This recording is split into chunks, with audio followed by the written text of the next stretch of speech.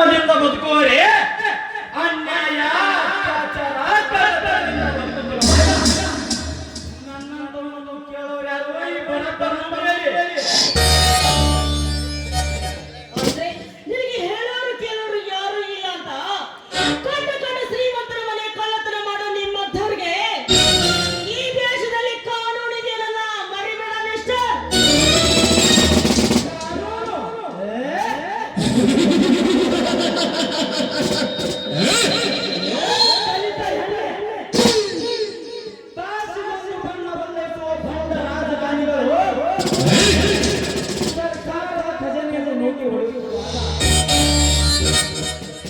ವಿದ್ಯಾವಂತರಾಗಿ ಬಗ್ಗೆ ಹೇಳಬೇಕಾದ ಪೊಲೀಸ್ ಅಧಿಕಾರಿಗಳು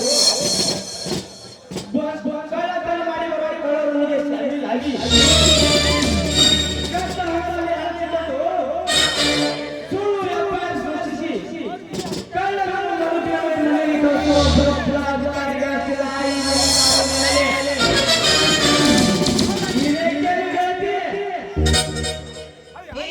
ಕಾಮಲೆ ಕಣ್ಣಿನವರಿಗೆ ಕಾಣೋದಿಲ್ಲ ಹಳದಿಯನ್ನು ಹಾಕಿ ಯಾರು ಮಾಡಿದ ತಪ್ಪಿಗೆ ಎಲ್ಲರನ್ನ ದ್ವೇಷಿಸುವುದು ಸರಿಯಲ್ಲ.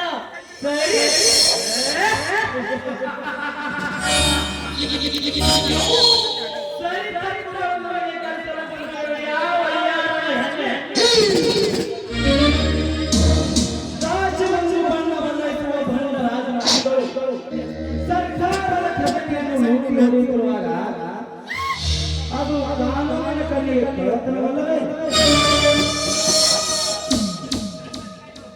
ಭ್ರಷ್ಟ ಅಧಿಕಾರಿಗಳ ಬಟ್ಟೆ ಹಿಡಿ ನಂತರ ಕೆಳಗೆ ಕಟ್ಟುವಾಗ ಅದು ಕಾನೂನಿಗೆ ಕಳ್ಳತನವಲ್ಲವೇ? ಅಂದಾಗ ಈ ದೇಶದಲ್ಲಿ ನಮ್ಮಂತ ಬಡವರಿಗೊಂದು ಕಾನೂನು, ನಿಮ್ಮಂತ ಶ್ರೀಮಂತರಿಗೊಂದು ಕಾನೂನು. ಈ ದೇಶದಲ್ಲಿ ಎಲ್ಲರಿಗೂ ಒಂದೇ ಕಾನೂನು.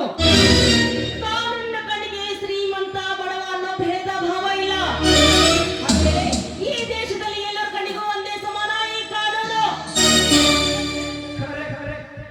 ಬಡವರಿಂದ ಬಾಧಿತ ನದಿ ಕೋಟಿವಾರಿಗಳ ಸತ್ಯದ ಶ್ರೀಮಂತರ ಸರ್ವಸಮ್ಮತವನ್ನು ಲೂಟಿಯ ಮಾಡಿ ಬಡವರಿಗೆ ಜೀವನ ದೈತ್ಯ ಅಂತೇಳಿ ಸರಿ ಸರಿ ತಪ್ಪುವ ಬಗ್ಗೆ ಆಲೋಚನೆ ಮಾಡಲು ನನ್ನ ಹತ್ರ ಸಮಯವಿಲ್ಲ. ನನ್ನ ಮಾಂಡನೆ ಕೇಳಿ ನಿನಗೆ ಸರಿಯಾಗಿ ಬುದ್ಧಿ ಕಲಿಸ್ತೀನಿ. ಏನಂದ್ರೆ ಬುದ್ಧಿ ಕಲಿಸುವೆಯ?